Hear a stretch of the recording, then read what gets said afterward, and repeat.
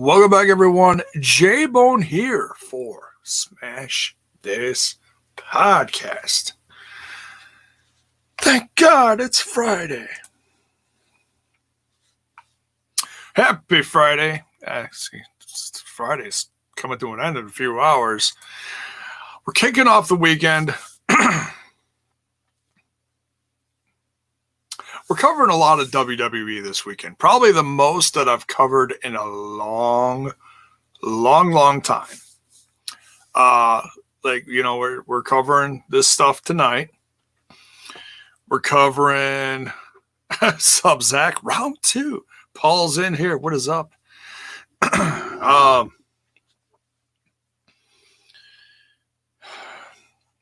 was on earlier today because there was the Thunderdome reveal. Did a live reaction to that. You can go check that out if you like. Just did a real quick, I don't know, it was like 10, 15 minutes, just giving my thoughts on what it looked like, what it felt like. And, man, not going to lie, as I'm going through this, it, for a first night of this Thunderdome, I still crack up at the name. I just, got Tina Turner playing through my head nonstop throughout all this. It's just, it's almost like that skit from, I think it was Saturday Night Live, where you can get that chip put in your head and you have like one song playing in your head, like a movie background for the rest of your life. And you can't shut it off. And for a while, it's great because it's your favorite song. But then after a while, it slowly drives you insane and you can't stand it. And you want to jump off a building or something. That's what this is kind of like. Now, granted, I love that song because it's, synonymous with me growing up in the 80s. It's like when I was like 10 or whatever it was and I saw the movie. And back then, that was pretty gnarly for being a little kid and seeing that. But man, yeah, Tina Turner just constantly stuck in my head when I'm thinking about this. All right, the people are starting to flow in now. Terrence Sullivan, what is up? Swag fan. It's my favorite uncle. I'm doing all right, man. We're doing all right. I'm excited for the weekend. Lots of stuff going on. We'll be talking about that throughout this show this evening. Critical Sting, what is up? Outside of the entrances, was the show any better than a normal week? Well, there was a title change. And it wasn't like astronomically better. But it did just the fact that they were back in arena affected the look and feel of everything, honestly.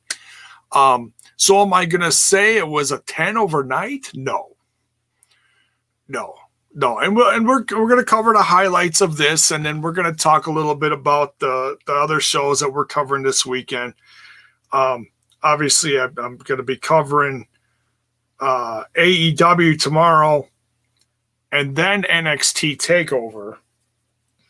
Now, I think they overlap, so I'm not exactly sure hours-wise how it's going to pan out, but that's what the plan is for now.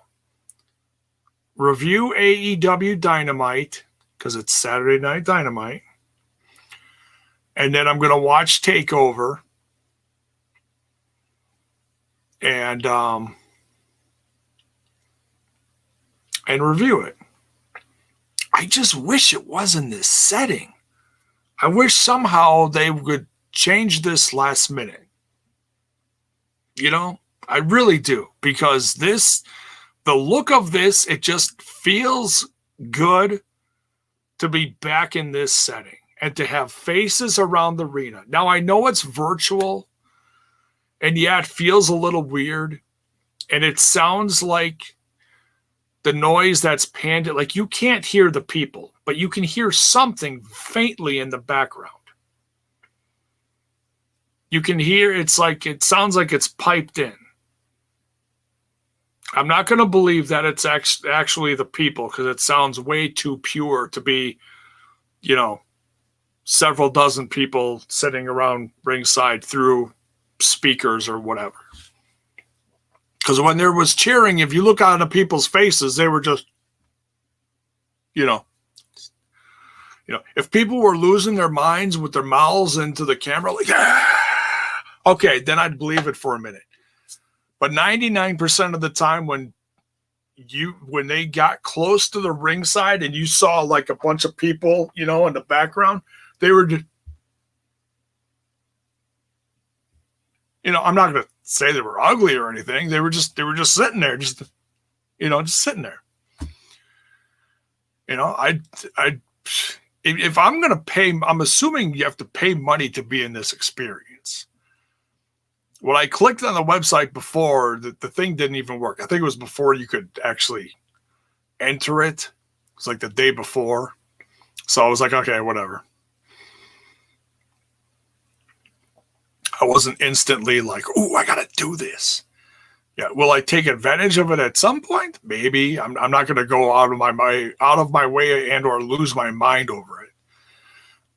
You know, as long as people are filing in to do this, and there's faces around ringside for the next, you know, several shows, however long it is. I forget what several, you know, if it's going into September or till the end of August, kind of a test run to see how it goes.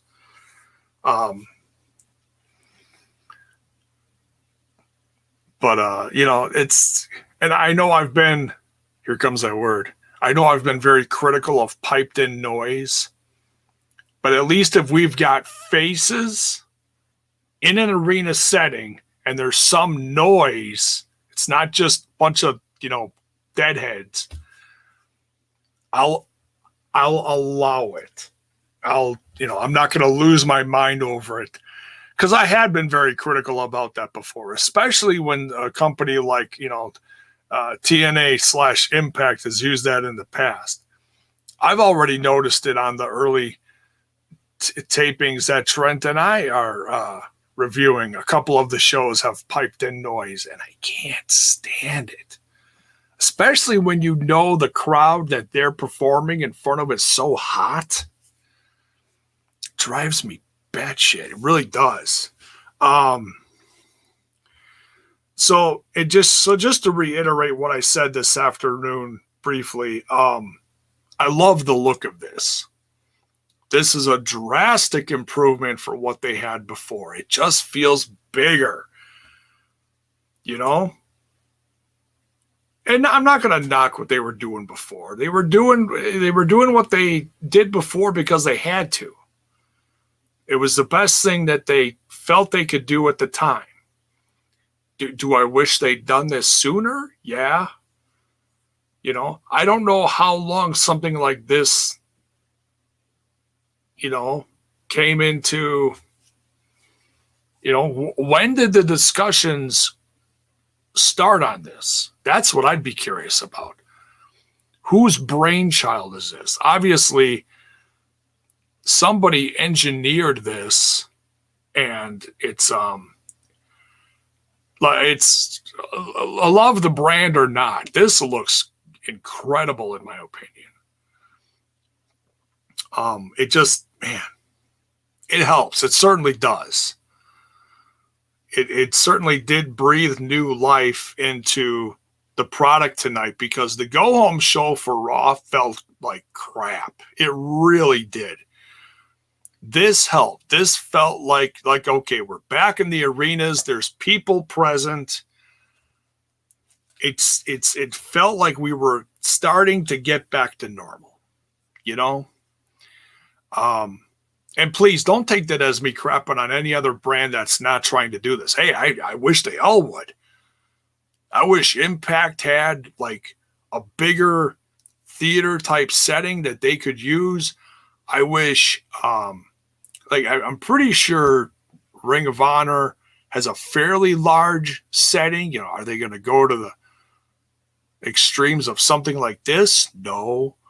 AEW's in Daly's place, and they're actually going to start filtering people in. next week, I believe it is. I know there's some people absolutely losing their minds of it. But look, if they stick them in the back of the arena and it's all open, the risk is still less than it is if it's in a enclosed environment and the air is circulating and everybody's breathing the same air, you know? But we can go about that discussion all night. Let's not do that. Who else is in here? Hakeem Fullerton. What is up, dude? Jesus, J-Bone. It's going to be busy AF. Here we go. There's a new t-shirt idea. There's Christian AF, and then there's J-Bone. Busy AF. Over the weekend with wrestling stuff, AEW, TakeOver, SummerSlam, and Impact Weekly. I'll be honest. I'm probably going to skip the weekly. And no offense to the guys. I talked to Trent about this. Trent knows I'm doing a lot this weekend. I'm really trying to go gangbusters on Smash This Podcast when I'm not doing TNI because I still want to build this brand. I don't want to slack off at all, and I really want to put forth the effort on both. I'm probably going to kill myself in the process, but we're trying to keep this going. We're trying to keep the momentum going. Both brands are really picking up the good numbers on all the formats. So yeah, just trying to grow. You know, I figure the more I do, the more it'll happen. And I think this afternoon's video even did pretty decent numbers in a very short period of time between this afternoon and now. So that's a nice little sign too. Mr. Impact Wrestling, what is up? Most people looked like they were on a business call. Yeah, like they were like, it's like, it's just a bunch of, stoners and meth heads or whatever. No, I'm kidding. It's the same thing NBA is doing, except you see fans' reaction in the NBA a bit. Okay. Did someone say critical? Yeah.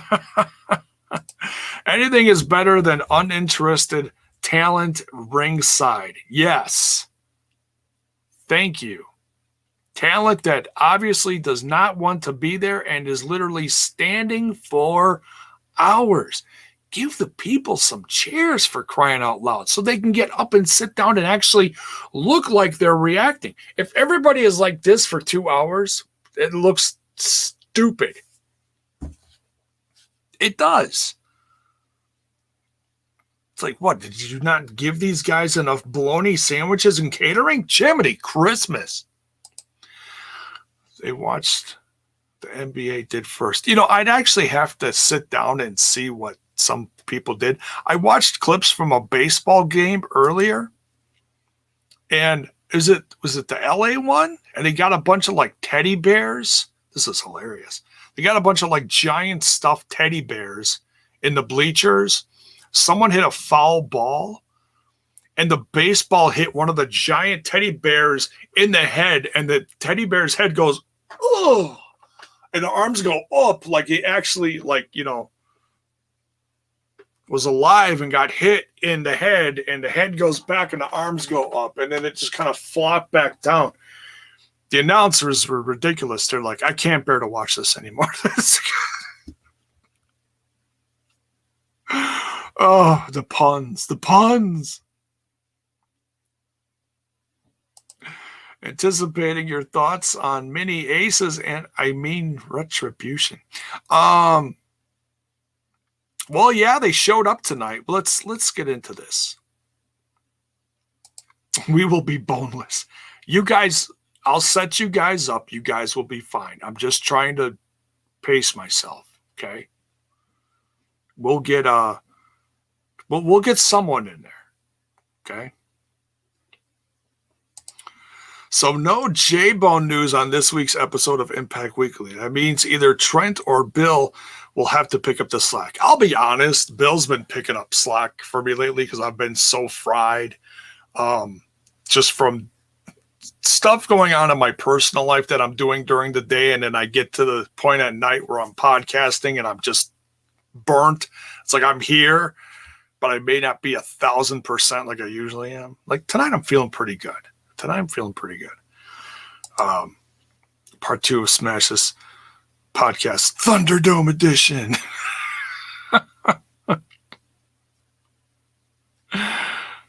Back into the left. The Angels are doing the teddy bears. Oh, the Angels. Okay, so it is LA. At least I think that's LA. All right. Teddy bear got hit with a baseball now. Now that's what I call a home run. No, damn it, Hakeem. It was a foul ball. No, I'm just kidding. What's great is, seeing that on the instant replay, and they just keep showing it over and over and over again, and the teddy bear's head goes, ugh. How many different ways can you see the teddy bear's head go, ugh? We get some sound effects in there too. Jiminy Christmas. All right. I think I'm still on the high from last night's interview on it. To be honest, I think that's what it is.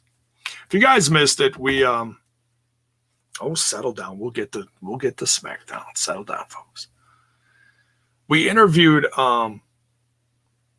Chris Harris, one half of America's Most Wanted. I'm sorry, Wildcat Chris Harris.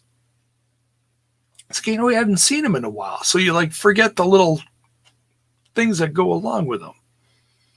Trent called him Cat throughout the whole interview. I thought it was hilarious. I loved it.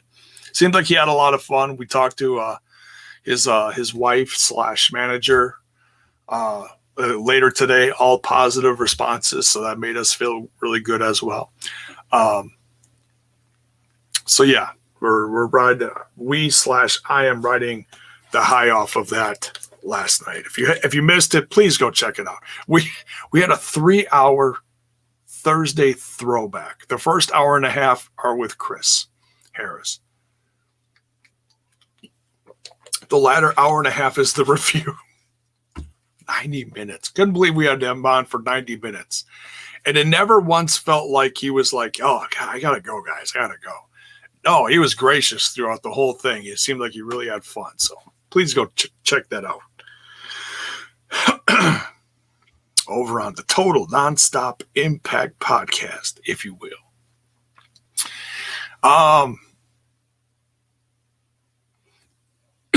Excuse me. How's Kyle doing? Kyle will be back either Sunday or Tuesday. He'll be all right. He, for those of you who don't know, he lost a close friend this past week to drug overdose. That really shook him up, which is understandable. We think of Kyle as being this cocky, cool character. Yeah, well, real life hits, and sometimes it hits really hard. And anybody who's been watching me for 7 years knows the stuff that I've been through. Had to take breaks for medical reasons, medical issues, surgeries, whatnot. You try to come back as strong as possible. You lose some, you gain some. He'll be back. This one was tough, though. So, just if you haven't sent him some love in a while, go send him some love on social media. He will appreciate it. I know he will. He may be a tough guy, but he's human. We're all human. What? 3 hours? We could have doubled that. What's this? You got a mouse in your pocket? I could not. I hit that hour and a half mark, and I already soiled myself 3 times. It was horrible. I just sat there and smiled and took it. It's just, it was warm. It was just, I'm kidding. Just add the pouring sound effect to that, right? Right, Bill? Wink, wink. Aw, Paul, that's sweet. See, I knew you loved Kyle. Kyle is family to me. We're all family, right? All right, so let's talk about this SmackDown. I'm not going to rip this apart, play by play. Nothing, you guys know. I'm just picking out highlights, just like it says in the title. This is the go home show for SummerSlam, and we are now starting a new chapter in all of this quarantine COVID shit. We are now in Thunderdome. I almost wish they did play Tina Turner, because when the AC/DC kicked in, I'm like, come on, you could have played Tina on the first night, just one night. They'll play it for SummerSlam. No, I'm kidding. So the music plays, the lights are going, everything's popping, and Vince McMahon is announced. He is in the ring, and he's interrupted by Bray Wyatt.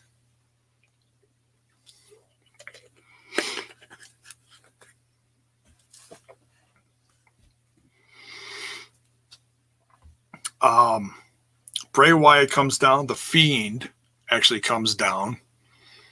And it's interesting, we've seen so many people, especially at the end of the show. I know I'm jumping ahead here, but especially the reaction of the people at the end of the show.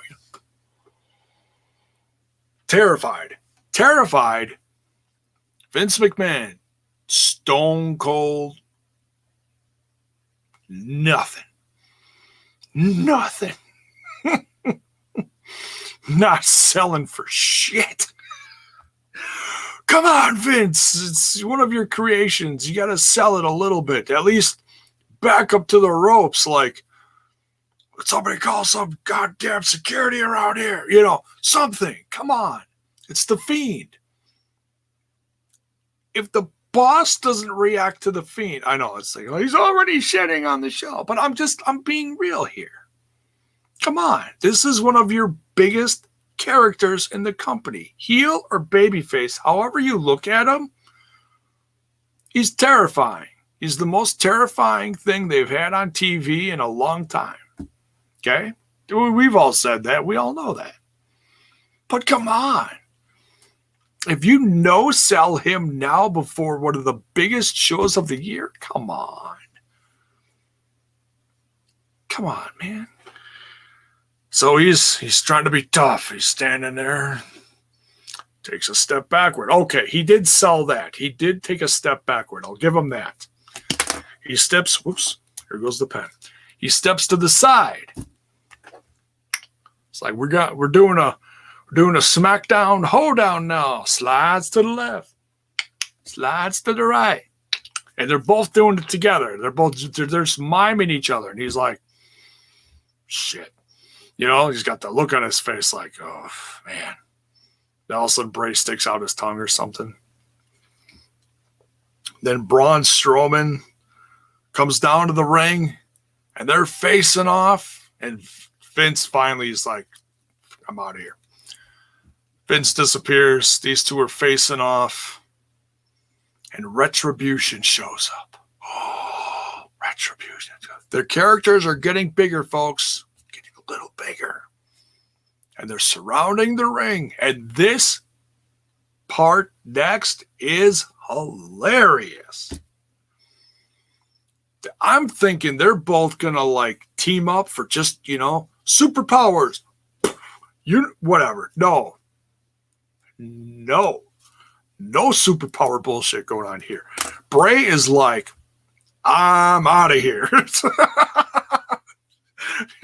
He didn't flip him off, but he's looking around. He's like, bye-bye. Lights out. Boom. Disappears. Lights come back on. He's gone. Braun is like, shit. He gets just demolished by over a dozen guys and gals in the ring. Just walloped. Just absolutely walloped. He gets walloped by a gaggle of Retribution. It's again, there's that gaggle. I'm gonna try to keep using that. That's oh my god. Somebody put that. I'm gonna have to put that on a t-shirt. I don't know how, but I'm going to. Look out, it's a gaggle of ninjas or something. I'm gonna come up with something. That's not a bad idea.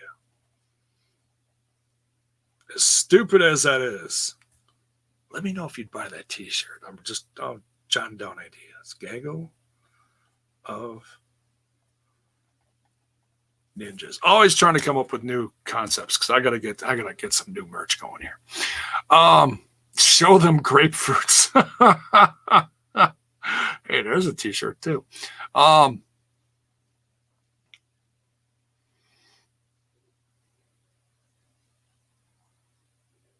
Just quick looking at comments here. Vince is a fantastic seller. You're right. That no selling snatch a bit.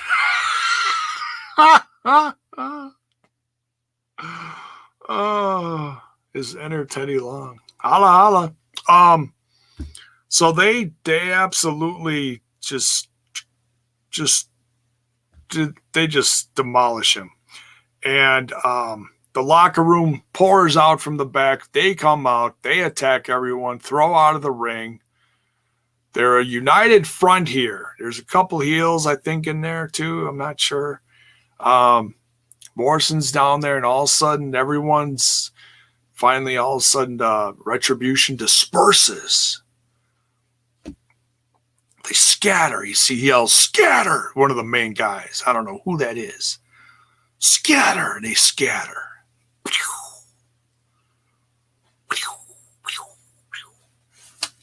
Like a gaggle of ninjas. Now that's going to stick in my head now.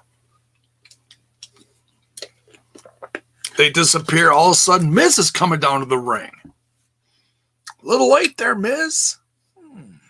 Why is Miz late? He was late last week too, wasn't he? Showing up to help Morrison? Late. What's he doing? Who is he doing?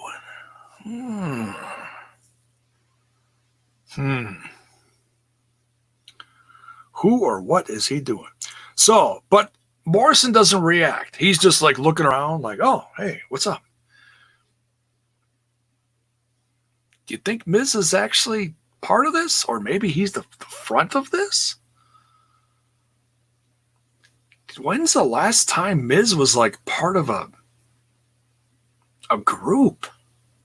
I'm not thinking about the other ones that they mentioned before. Because the only suspicious one so far as I know, has been Miz. And that one guy that chased Corey Graves that sounds exactly like CM Punk. I'm just being silly. It's not CM Punk. It's still pop if it was, but it's not. Come back from, so tension is really up at ringside now. They just fended off all these guys from the champ. So now we got the roster still at ringside. Big E versus Sheamus. Big E rolls him up in the midst of some chaos after an okay match. A physical but quick match. It was all right. Cesaro and Nakamura defend their SmackDown championships against the Lucha House Party. Metalik and Dorado. Metalik and Dorado lose. They start fighting and pushing and shoving. Kalisto trying to break it up, and is it Metalik knocks him down? Or is it Dorado? I forget which one. I apologize. It's the one with the mask on. Oh, I'm sorry. They all got masks on, J-Bone. Sorry, it's being silly. So there's to show us that there's a lot of tension going on here.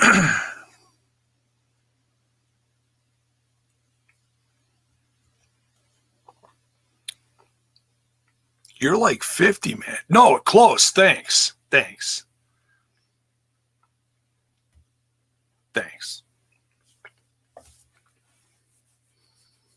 It's not my birthday either, but thanks for making me feel old. Appreciate it.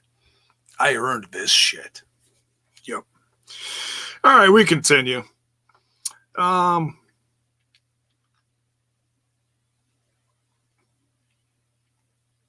are out there. Took a few notes here. Skipped over some of this. The tag champs, I didn't get what happened here. They both wrestled Naomi, and it was a clock, and whoever lost has to face Asuka first on Sunday. Is that what it was? I think it was something like that.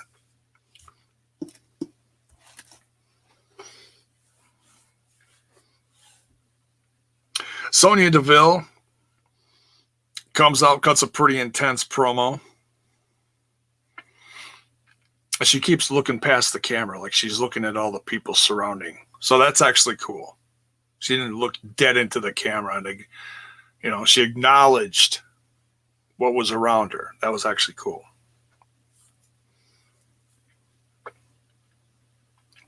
Talked about the hair versus air, and she upped the ante.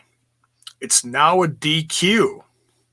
Hair versus hair. Aren't they all DQs? Maybe. I don't know. And she said the loser is going to leave WWE. It's interesting. Now, I don't want to overthink this because this is wrestling, but given that Sonya Deville just went through some pretty crazy stuff, I imagine she wanted to keep the storyline going, and then maybe she'll take a break after SummerSlam. It's a guess, complete guess. It's a speculation. You can't blame her, because knowing that someone was after you for a significant amount of time and actually went through, they didn't just threaten online, actually physically was there in her house to do the deed, to take her out. That's terrifying, It's a lot more scary than dumbasses in the chat. I'm just saying. So yeah, I mean, if this, just thinking ahead, if this means she's stepping away for a while, taking a break, can't blame her one bit. We'll see. Don't want to overthink it. Interesting step though. Intercontinental Championship on the line here. AJ Styles versus Jeff Hardy. Jeff Hardy got banged up. They replayed this. I'm glad they did, because I missed this earlier. Different camera angle. So AJ Styles, in the midst of them all, trying to fend off the retribution at the top of the show, he attacked Jeff Hardy from behind, gave him one of those kick to the back of the legs, and just took him out. Crazy. So Jeff Hardy's banged up. He's got a brace on. Begs the doc to just let him out there and go do it. So they're out there. And miracle upon miracles. It's a Thunderdome miracle. No, wait. What does he say here? Corey Graves says, it's highway robbery in the Thunderdome. What a classic saying. I actually really enjoyed that. Corey Graves brought out a lot of classic commentary tonight that made it feel like Bobby Heenan. I always feel like Corey Graves channels Bobby Heenan, and that's the highest compliment I can pay this guy. I know some people don't like him, but I actually like Corey Graves. I like the effort that he puts through, because everything that he was countering Michael Cole with sounded exactly like something Bobby Heenan would say, especially at the end of the match. The highway robbery stuff. That is such a Heenan line. I appreciated that. I'm an old school guy. I appreciated that. Let me know your thoughts on him too. I know he's not everybody's cup of tea. So, and new Jeff Hardy is the new Intercontinental Champion going into SummerSlam on Sunday. I actually enjoyed this match. This match and the Big E match with Sheamus caught my eye this show. The rest of it was you know, it kind of flowed.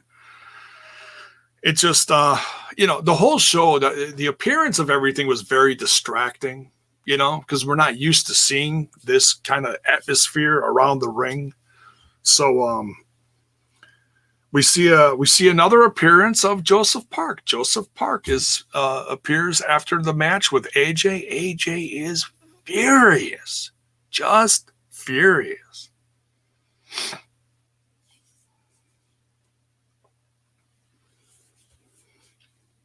And he's like, the numbers were there. The numbers were there. I should have won. Screaming at Joseph Park, priceless. He just, you know, his facial expressions, his charisma just shines here. Absolutely. It doesn't even have to say anything. Doesn't even have to say anything. Way too loud? Who's loud? Me loud? Am I?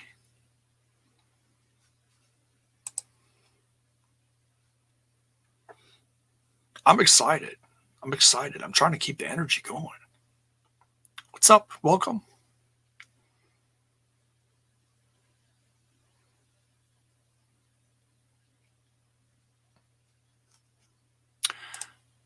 Keep flirting with the fun fact. When Jeff Hardy made his TNA debut back in 2004, he fought AJ Styles for the X Division Championship. Huh. Man, I got to watch that. I haven't seen that in a long time. That was on TV, wasn't it? That Spike TV debut or something like that. When they say leave WWE, do you mean actually leave the company or retire and then come back months later? I don't think anybody's leaving here. Look, these are different times. I don't think anybody's banged up and or injured. That's usually what that means. Sometimes there's a contract situation where somebody's contract is up and they do this as a way to go out big and have some kind of crazy big stipulation and go out big time. I'm guessing this has to do more with real life than anything. I haven't heard about any injuries or anything because they haven't been that physical with each other, you know? So, no, I'm sure whoever's leaving is going to come back, you know, unless they've got some crazy, unless their contract is, you know, I don't know. I'm sure we're going to hear more news on this over the weekend because this is a new stipulation. People are going to be talking about it.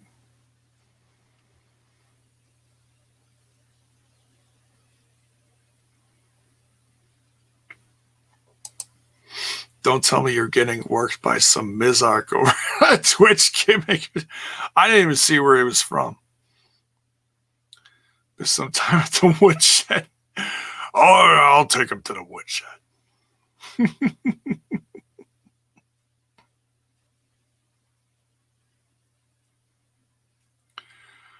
Loud as in busy as hell. Oh, okay. Well, I've never heard of that kind of expression before, but all right.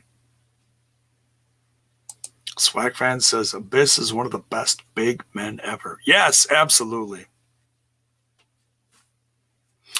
So,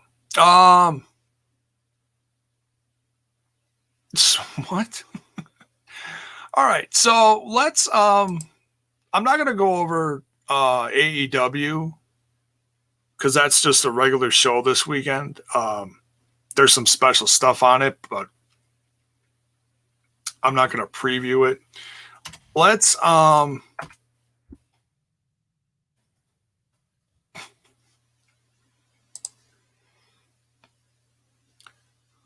don't have a card for TakeOver in front of me. So I'm just kind of going to scroll through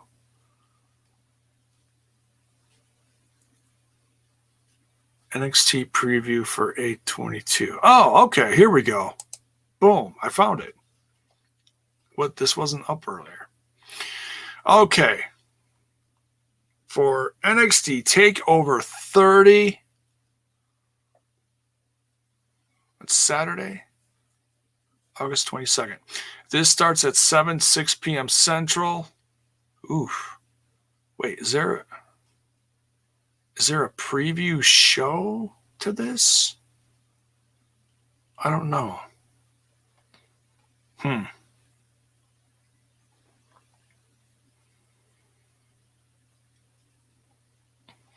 All right, so we've got... Oh, there is a pre-show. Okay, so here's the first match. We got Breezango versus Danny Burch and Oni Lorcan versus Legado del Fantasma for the NXT Tag Team Championship #1 contenders match. Oh, okay. Wow, that sounds...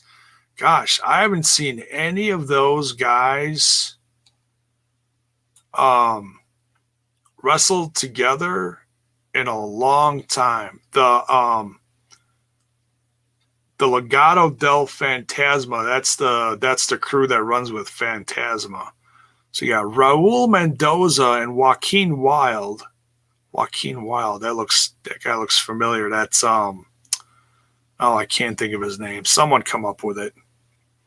Used to be in TNA back in the day. X Division guy. Good to see he's healthy. He's from around here, I think. Milwaukee, Chicago, something like that. I think one of his last indie shows was actually in Milwaukee. Come on, somebody come up with it. Am I too high?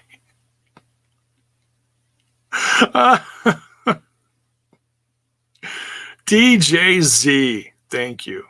Critical Sting, Zach Bonifer. Appreciate it.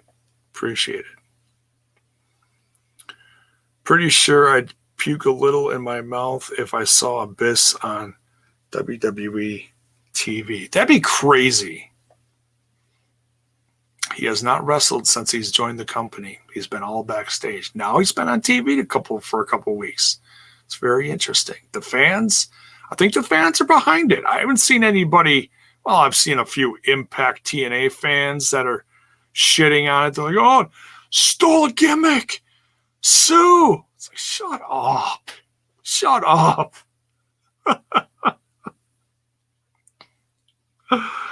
Oh, but there are those fans. The very liberal, extreme Impact. Like there's nothing else out there. Nothing else exists. It's like, come on. How about a little bit of real life here, you know? Jeez Louise. I suppose I could take this down. This has been up for a while. I apologize. I'm looking at another screen. Guess who's going to the Thunderdome on Sunday? Mr. Fretz, are you actually going to be in the Thunderdome for SummerSlam? What are they charging for Thunderdome seats? I have no idea. I have not clicked on the website. I have not clicked on it. Mr. Fretz, if you're actually going to be a part of it, it's first come, first serve. Yeah. Nothing. Oh, they're free.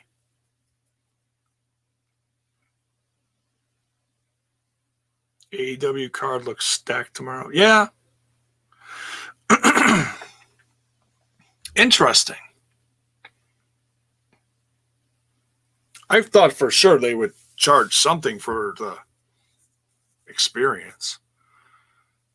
Yeah, but are they watching it really any different than how we're watching it? I don't think they are. Granted, if everybody sees the same thing, then they would have to charge the same thing. It's not, oh, well, you're sitting up front, so you get charged $300. You know, it's not like that.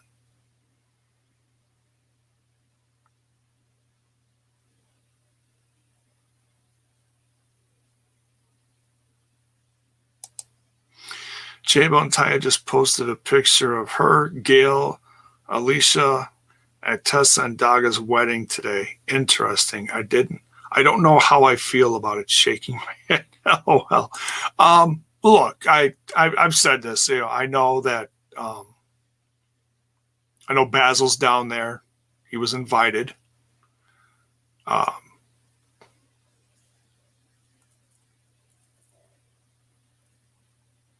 And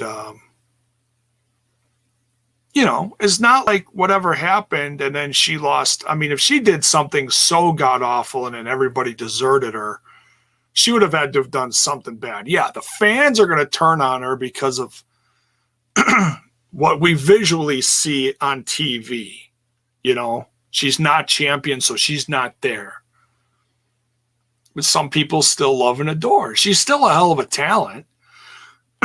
Stuff just didn't work out. She couldn't work out things with Impact and come back. Look, I get why she didn't come back. I was going to say, oh, he's defending her. But look, I get it. I get it. There's travel issues. She was getting married. Is she going to be able to come back into the country? We've talked about this already. You know, so I say congratulations. It's still, no matter who it is, it's still your special day. Today was Daga and Tessa's special day. I wish them all the best. You know? Does it mean she's going to show up at SummerSlam? Highly doubt it.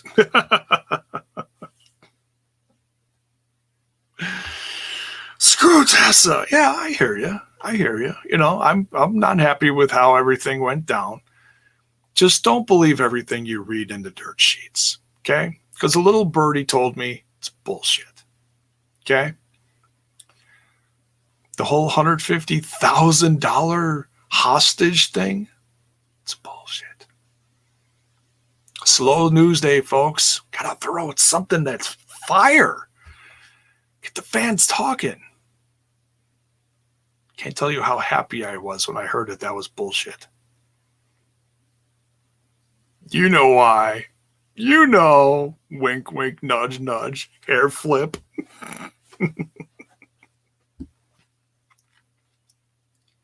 See, William Gardner says congrats. There you go. Looking for that fake wrestling news. Don't believe anything.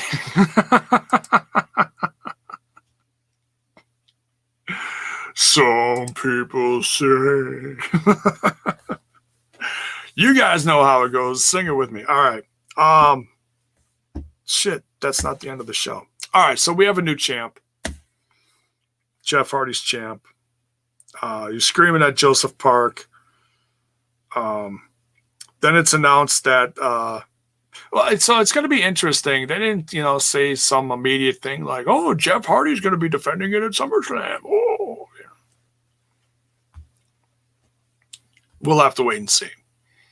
They got 2 days to figure this out. I'm sure something will happen, and if not, whatever. Decent match. He's whatever, if he's banged up or not. I don't think he's banged up. Just the storyline, folks. But he played it well. They both played great. It's a really good match. Storytelling. Simple. Sell the injury. Even if it's there or not. And obviously they did.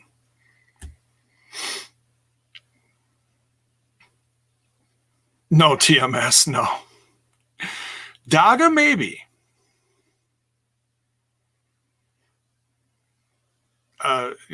That's 2 months away still, so there's plenty of time for them to figure something out for him. Maybe a surprise appearance. Obviously, he's not at the tapings. They just taped all the way up to Bound for Glory. 2 months worth. So, Paul says he still loves Tessa. See? I wish her well. She shows up some other place, I'll be happy for her. She's a good worker. How did the Thunderdome look? Did Tina Turner sing? No, Tina Turner did not show up. I'm still disputing that. But it looked amazing compared to what they had recently. Was that Bill that said that? A bunch of people that work for the company that are standing around like this that look like they don't want to be there. At least the atmosphere is big and it popped and it had lasers and fire and explosions and fake wrestling noise. It looked great. The reveal was incredible, and that's very similar to how they kicked off the show. So, yeah, I'm sure Daga will be back too. I wouldn't see why not. I'm not going to overthink that right now,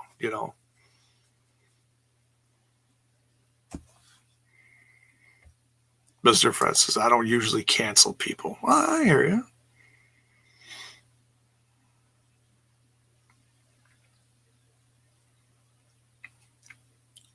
Mark was never a Tessa fan. All right. So, we continue. Talking Smack is coming back tomorrow morning on the free 99 version of the network. Now we go to the Firefly Funhouse. We're coming to the end of the show here, and one more break in between all this chaos. Bray's talking to the people. He's like, I love you people. And he's just kind of rambling. And then all of a sudden, he's talking about Braun, and all of a sudden stops, looks around, smells, and says something like, I can't remember if he used the Matt Hardy line, I knew you'd come, or took you long enough, or he said something like that. And all of a sudden, out of nowhere, Braun appeared and attacked him and beat him down, and then went to commercial. And then somehow, this I thought was funny. Somehow, the parallel universe from the Firefly Funhouse to backstage at Thunderdome collided. So Braun was able to leave Thunderdome, find the Funhouse, and drag Bray back to reality. That made me giggle. They made a big deal out of that. I was like, oh, Jiminy Christmas. So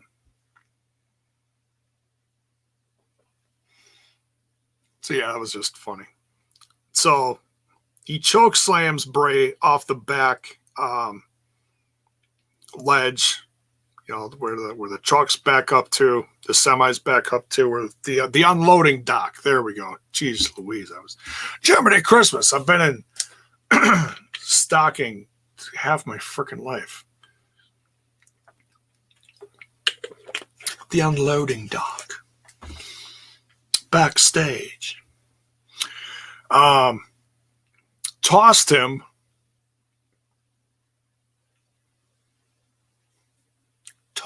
That's the words they used. Tossed him.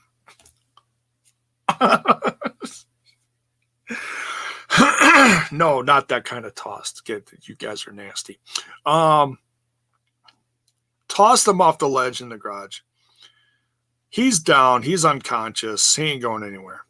They're tending to him. The camera, everybody's jumping off the ledge. They jump off the ledge and they're fine. Cameraman runs around to the stairs, down the stairs, around stuff, and then over to Bray. It's hilarious. You can picture this, talking to someone who, how fast can you run with the camera? Run down these stairs and run over to this area here. Let me see that. All right, you're in. They're tending to Bray. Ambulance is backing up. Everybody's yelling, screaming, shouting, especially Adam Pearce. Adam Pearce is just losing his mind. By the way, welcome back, Adam Pearce. I don't know how long you've been back, but I know you were sick. Welcome back. Wisconsin guy. Got to be happy about the Wisconsin guys. Wisconsin. Ambulance is backing up. They load him in the most awkward way. They didn't put him on a stretcher and then put the stretcher on the gurney and put the gurney in the bus or whatever, the ambulance, whatever they call it. And I watched too much Law and Order. Somebody call a bus. It's an ambulance.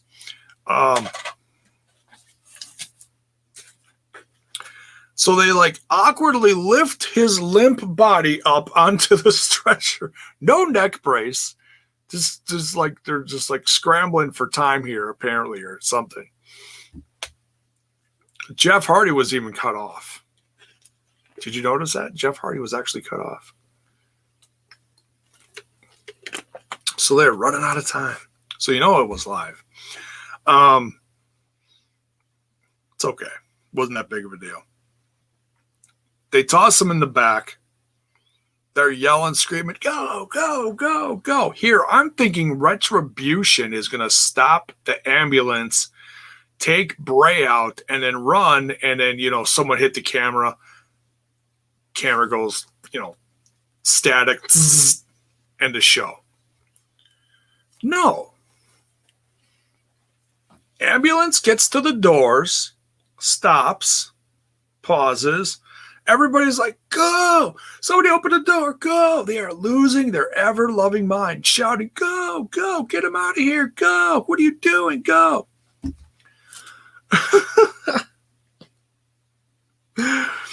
Adam Pearce just losing his mind. Ambulance starts backing up slowly. And there's, now, I don't even realize, like, from inside, it's blue. It's blue lights, blue lighting, whatever. Blue background behind the doors. Excuse me. Tossed salad. Come on, Zach. It's nasty.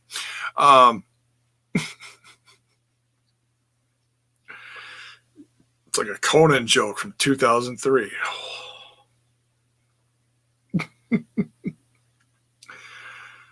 Ambulance backs up. Camera slowly turns around, looks at everybody off the dock down below and up above, and they're all looking like scared, terrified, shocked.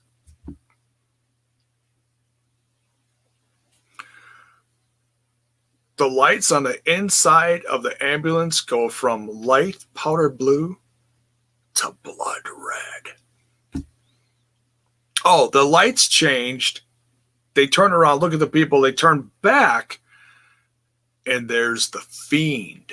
So it's not Bray Wyatt anymore. He transformed into the Fiend, and he's standing there, and the fog is pouring out of the ambulance. It was like an old school Undertaker promo. I actually enjoyed it. I was like, oh, shit. He looks at the camera, and he laughs, cocks his head, sticks his tongue out. Roll credits. That's the show. So, now I'm going to repeat what I said last Friday when I reviewed SmackDown.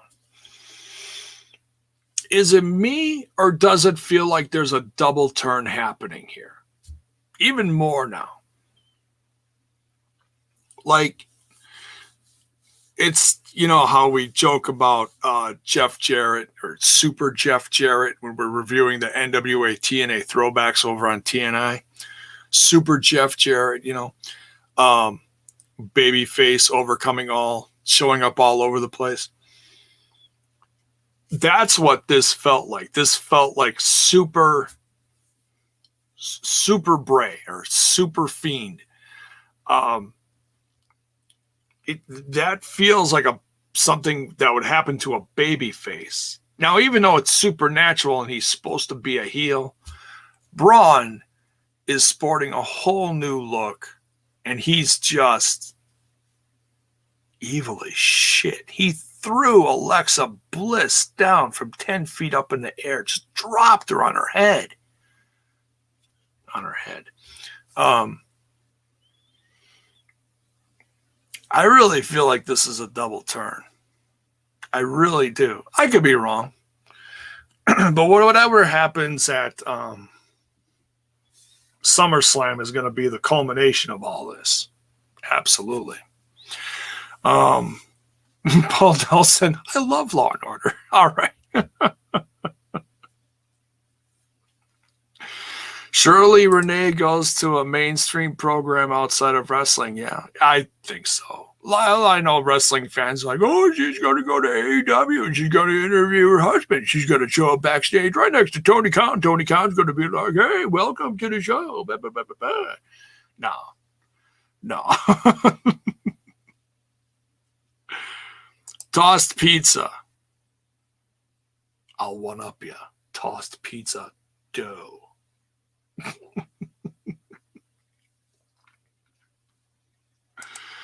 Cross has a big night Sunday. Tomorrow. Actually, tomorrow night. I'm super excited. I wish I said this earlier. I said this earlier this afternoon in my live reaction. If anybody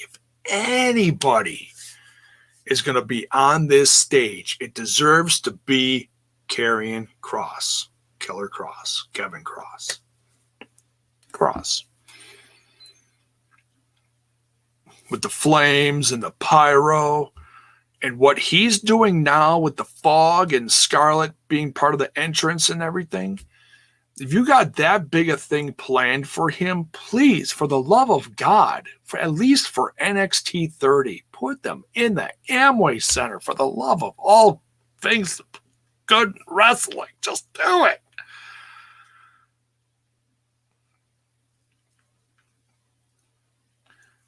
A character like Karrion Kross deserves that, especially with the entrance he has. If you stick him in Full Sail, it just still feels like the Knights of Columbus down the block with a couple extra bells and whistles. You know? Like I said, I get that they've got the relationship with Full Sail and they appreciate him, but come on. It's starting to feel like TNA in Orlando. Now keep up with the fact that there's no one there. Now, I don't know if they're doing some kind of Thunderdome thing on a smaller scale in Full Sail. I don't know. I have not heard. As far as I know, it's just an Amway. I could be wrong. I hope I'm wrong. I hope they do something like big-ish in Full Sail. Now, granted, Full Sail's bigger than what they've had recently. Excuse me, at the PC.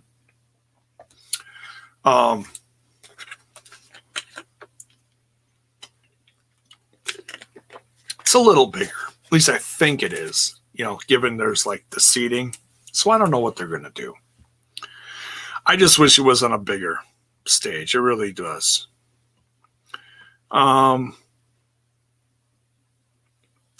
just waiting for the ignorant. Why didn't Impact book Kross this way? You're right. Yeah, we're not going to talk about that. We've talked about that ad nauseum. But I'm sure the fans will still, whatever, you know. All right, let's go over the card. I started to, and then I realized I wasn't done with the show. I apologize. All right, so Breezango versus Danny Burch. And Oni Lorcan versus Legado del Fantasma for the #1 contendership of the NXT Tag Team Championships. That's happening on the pre-show. Not really going to give a lot of overthought in predictions here. Just an acknowledgement of the card because I have not watched this on a regular basis enough. I see highlights. I'll be honest, I see highlights. I have not watched NXT probably since their last big show. But I see highlights. I see what they're doing with Kross, and I'm very excited. So I am absolutely going to watch this. Do I think he's going to become champ? You know, I don't know. Would it be great to see him as champ on this stage? Yeah.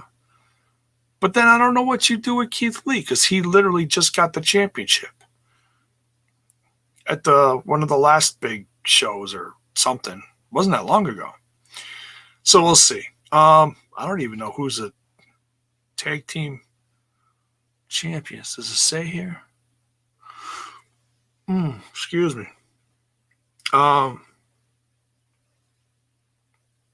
Is it undisputed? I'm trying to read the article quick here.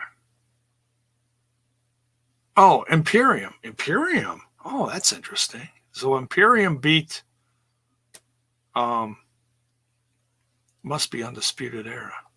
Interesting. Huh. All right. Oh, it's Barthel and Eichner. Okay. Gotcha. All right. Now we also got oh shit. Balor versus Timothy Thatcher. Holy shit.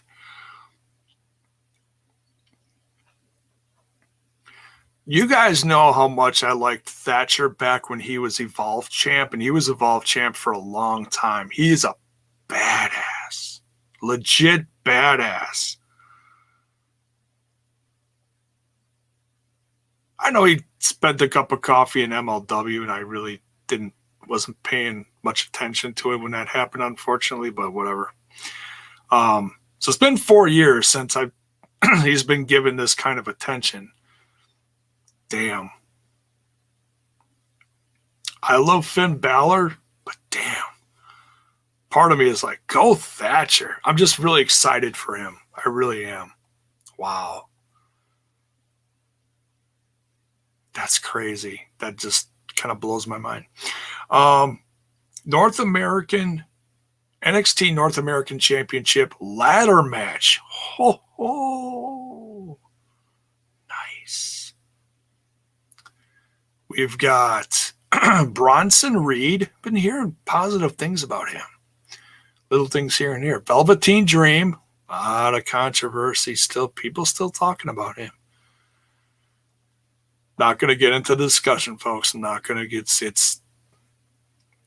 at liberty to.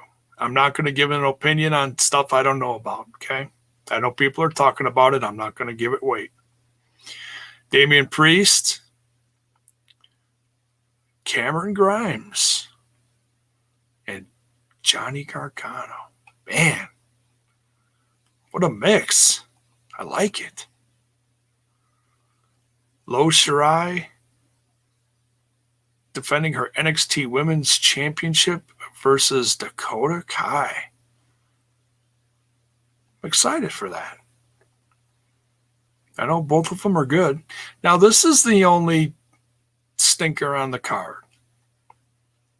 I saw a headline somewhere saying that Pat McAfee's promo that he cut on the last NXT was like promo of the year or something. I highly doubt that, but I'll give it a listen just for shits and giggles. This is the only thing that I really couldn't care less. Do I hope they put on a decent match? Yeah. But I really feel bad for Adam Cole that he's got to do this exhibition shit with Pat McAfee. Pat McAfee just comes off as such a knob. He really does. He always has. I'm going to show up in shorts and a suit jacket. We continue. Oh, there's just one more match. Well, that makes it easy. NXT champion Keith Lee versus Karrion Kross with Scarlett. I like that Scarlett's got like the red thing there. I like that. I know people were talking about that there were some spoilers a couple days ago.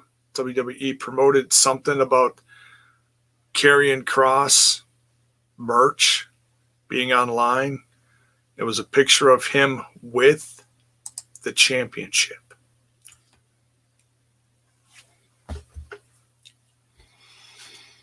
Man, somebody's going to lose their job.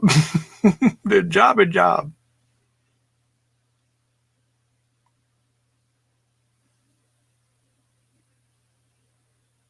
Paul Nelson, why no NXT in the new digs? That's what I was saying. Just at least, look, I get it. You got the thing with Full Sail, but at least do the special big show at Amway. Oh, Whatever. Just looking at stuff here, and then we'll go over the SmackDown card. Not really predicted because I'll admit I've been a little more half-assed, but I'm really gonna try my best to swallow my pride and start reviewing stuff on a regular basis on Mondays and Fridays. I'm just gonna go gangbusters on this, good or bad. I'm just gonna ride it out. If it's going off a cliff, I'm going with it.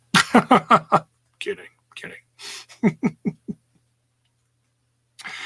Hakeem Fullerton says, I believe people are waiting for WWE to screw up Karrion Kross booking and then say, I bet you he wishes he'd come back to Impact right now.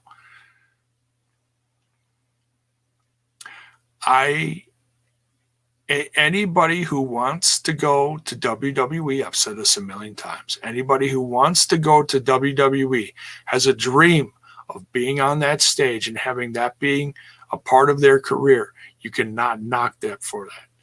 No matter what the circumstances are, good or bad, when they leave said company, whatever company, Ring of Honor, Impact, AEW, Indies, AAA, whatever, backyard bullshit in Miami, whatever. You get to that big stage, don't tell me you're not excited about it. Whatever happens after that sometimes can change people's minds. They have something very special with Kross, and I hope to God they do the right thing with him. I hope they see what the rest of us Impact fans have seen over the last handful of years. I've said that about anybody. Rude, Young, EC3, any of those guys. Lashley. Some did great. Some, well, they're back home. So we'll just have to wait and see. J-Bone, I tagged you on a Facebook post about WWE Thunderdome with Tina Turner reference. Okay, I'll take a look at that later. Thank you. Well, you know what happens? Some people who assume critical state. Yeah, right. You make an ass out of you and me. Are you going to do a preview for Tuesday, Uncle? Oh, we always, well, not preview. Well, I did a preview with Humble Beast. I called it night one, but I went into night two and did a little fantasy booking, like, okay, what could they put out there in night two? Rob Van Dam, Callahan, the women's match, guest on a couple different things. I think I was wrong on most fronts, but that's fine. So I kind of already did. So.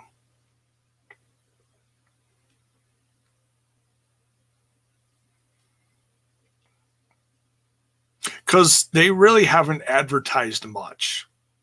They have, but they haven't. The women's match, Myers versus Mac, the EC3 thing, and then there's like one or two other things, but it's not match based. It's like promo based or discussion based. So for an actual card, no. Do I still think it's going to be a good show? Sure. But I don't think it's going to be match heavy like the first one was. I think it's going to be more storyline heavy, if anything. So, preach. Put your hand on the TV, folks, if you hear me. I've hated seeing wrestlers I love go to WWE, yes, but I've always respected their decision. There you go. See? Good way to think about it. It's someone's dream, Someone's trying to better their life. It's a job, It's a different kind of job, but it's a job.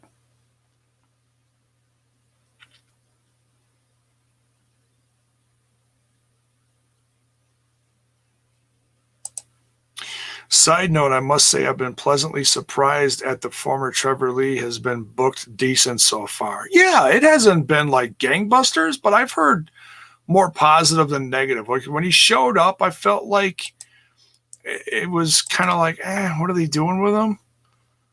But hey, he's in a ladder match on a pay-per-view. You can't knock that, seriously, you know? So hey, you know, you take it a week at a time and hope they do positive by him, right? He's a great wrestler. You know, he's on a good stage, so.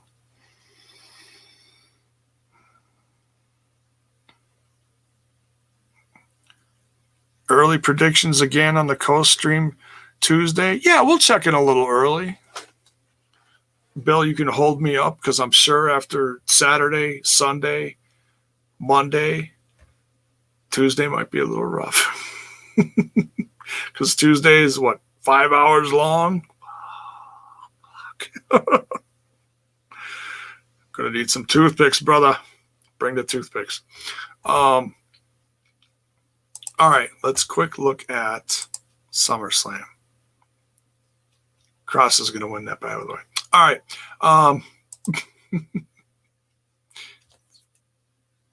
I love Keith Lee as champ. Damn. Let's have a summer of the rest of the summer with Cross. Move over, brother love. It's brother Iron Bone. What, Iron Bone? Because I'm going so many days in a row. Is that it? It's just ridiculous. All right, here we go. SummerSlam. Why did that sound weird? Probably because I'm slurring and I'm tired. SummerSlam preview. Here we go.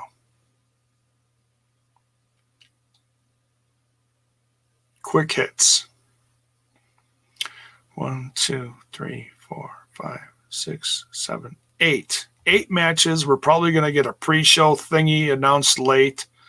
Not going to waste my time trying to guess. We just don't have anything yet.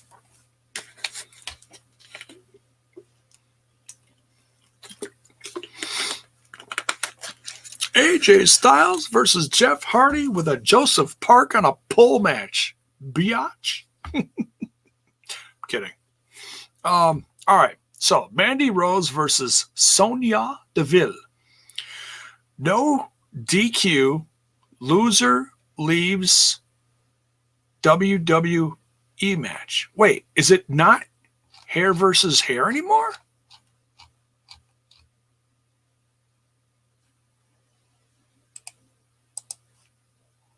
Wait a minute.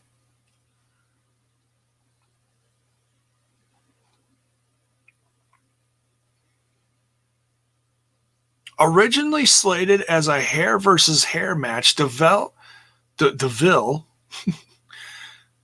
felt that stipulation didn't go far enough after Mandy's final peace offering her former tag partner addressed.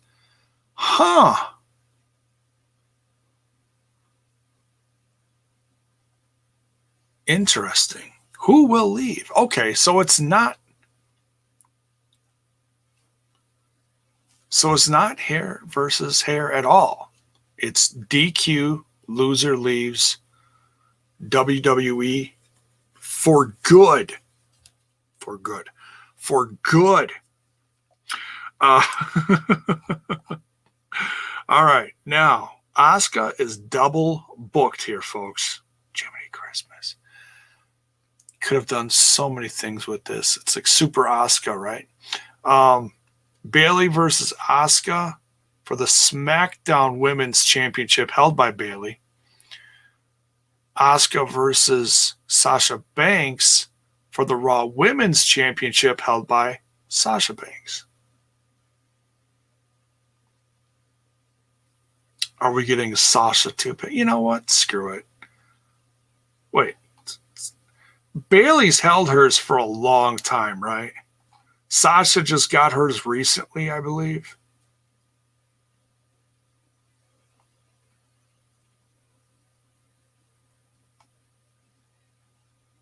So if Asuka's beaten anybody, it's Bayley.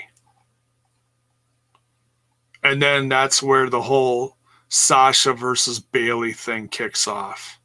Because that's brewing. It's been a slow brew for, what, a year plus now? Yeah, that's my thoughts on that. Apollo Crews versus MVP for the United States title match. I'm actually really looking forward to this one. These guys have a great chemistry leading up to this. I like the fact that MVP is running that that was called the Hurt Business. I like that. I like that.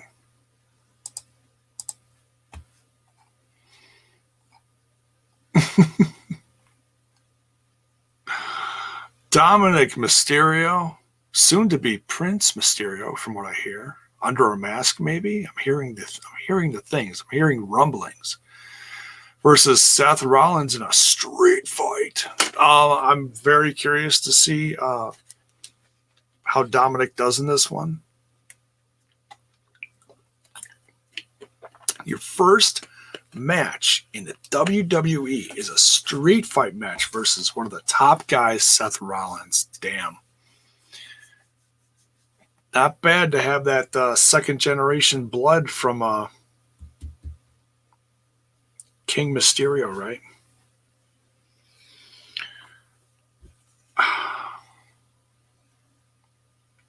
Does Dominic actually win his first match? I don't know, man. It's hard to say. It's hard to say, folks.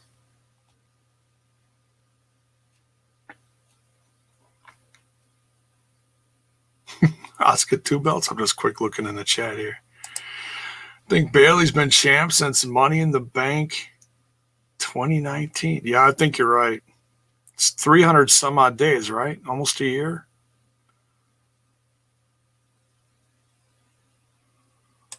Was actually working at that event as a stagehand. Oh, cool, man. Nice. Hakeem 2 belts.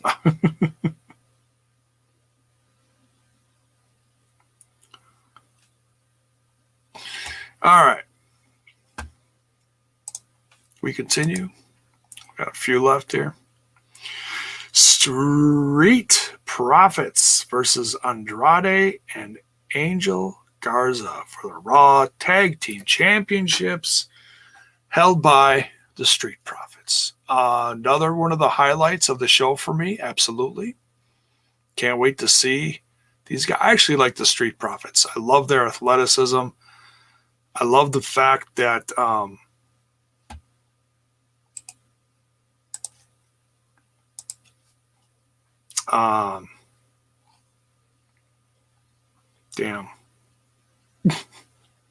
Angelo Dawkins, he was like kind of going through a lot of stuff through the years. This partner, that partner. He even had Madman Fulton as a partner. Not Madman, but he had Fulton with him for a while. But I really like Montez Ford. Montez Ford is just 1,000% charisma. I like it. But yeah, this is going to be a good match.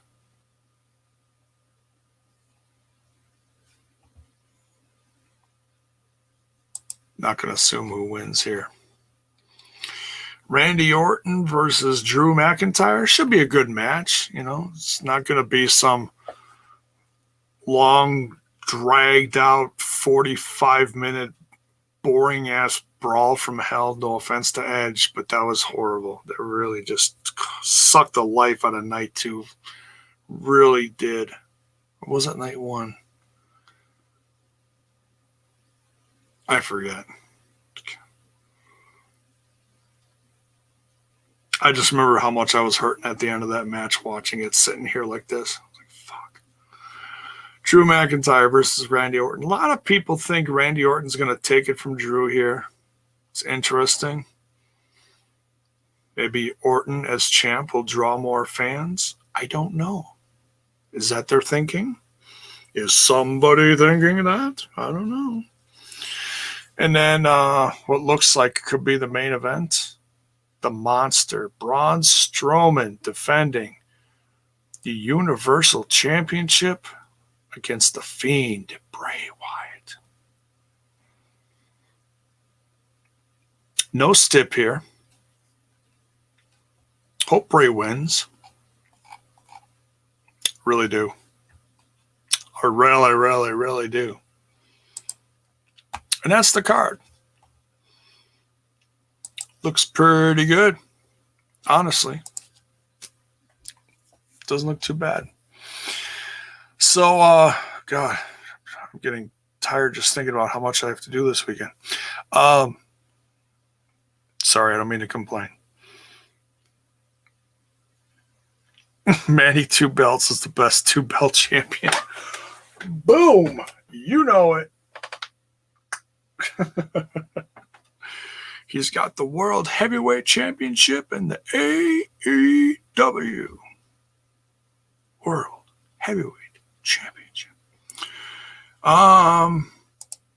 Does anyone really want Randy Orton as champion in 2020? Believe it or not, Hakeem, there are plenty of people that want him champ. That guy can still put butts in seats, believe it or not. They wouldn't have kept him in the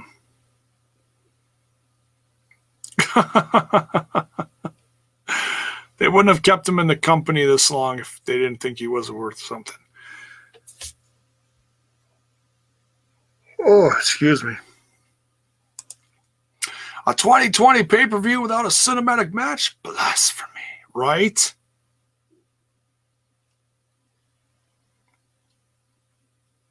I agree. Well, they got a bigger stage now, so they can really go anywhere they want to with this. You know, backstage segments, brawls, whatever. Getting tossed off a ledge in the back. They certainly have more space, you know. So, Swag fan says, I'd keep the belt on Drew, but that's just me. I hear you. You try to like forward think a little bit, think, okay, well then what could be next? And honestly, I can't think of who they'd put up against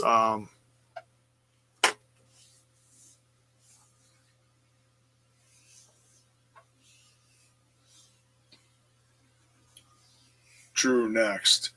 But honestly, you know that this storyline with Retribution is going to come to a head at SummerSlam. In theory, it has to, right? That's why they call it They Never See It Coming, or whatever it's called. You Never See It Coming, whatever it is. I don't think that's a Bray Wyatt thing at all. Even though he said it at the end of the show here tonight. He said it somewhere during the show. I honestly don't think that has anything to do with him at all. So I'm looking forward to seeing this culminated. It better culminate. I can't see them dragging this out much longer, honestly. Unless they do it for like a ratings thing. So, but give me your thoughts. You know, are you going to watch? You're going to pass? Do you like the card? You wish the card was a little better? I think it's all right, given circumstances, you know. Hey, at least I got Thunderdome. I'm happy about that because that looks pretty damn good. I was happy with it. Wasn't thrilled with the whole go home thing for SmackDown. It was you know. I gave it like a C/B, you know. Wasn't horrible, but the atmosphere got me excited for it at least. It's the most excited I've been for SmackDown in a while, honestly. Like I said. So yeah. We'll do. So here's a rundown. As far as I know, let me double check this.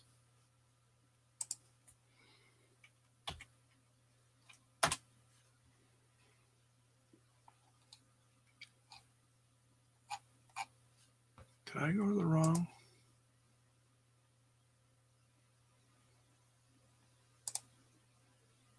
No, there it is. All right, so A&E, or AEW, Jiminy Christmas. tired. Tonight, 5 Central. Okay, 5 Central my time. Excuse me. Okay, so pre-show for NXT, I believe, is at 6 Central. Probably skip the pre-show, if there is one.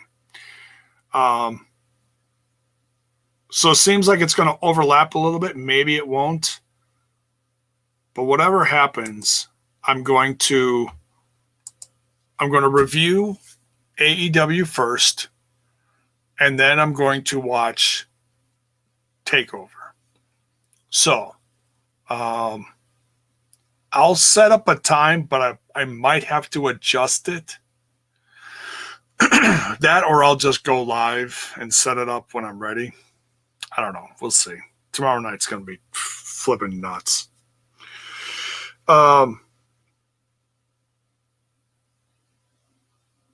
So worst comes to worst, I'll make an announcement and we'll see what happens. But AEW, then NXT TakeOver.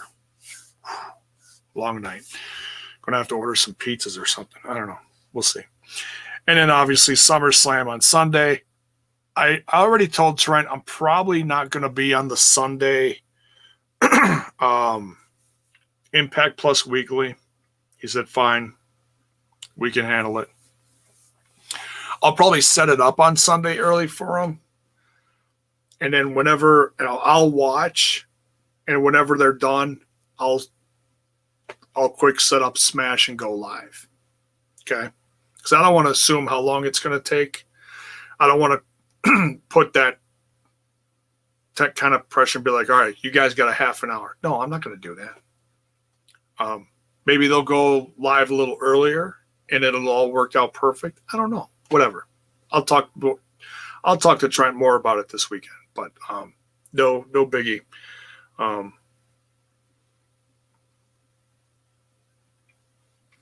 Well, thank you, Hakeem. I'll be watching J-Bone's review to these shows on Smash This Podcast. Thank you. Go to bed. Yes. Gonna have a little snacky snack. Then we're gonna go to bed. All right, folks. You know what we do when we get out of here? We smash that like button. We smash that sub button. And we ring that bell for notifications. Why? So that you know when more of my content hits your screen. Hit that merch down below. All the socials are down below as well. Instagram, Facebook, the Twitter box. Me on the Twitter box right here. JBone5150. Give me a follow. Give the show a follow. Show it some love. We'll see you guys mañana. Take care.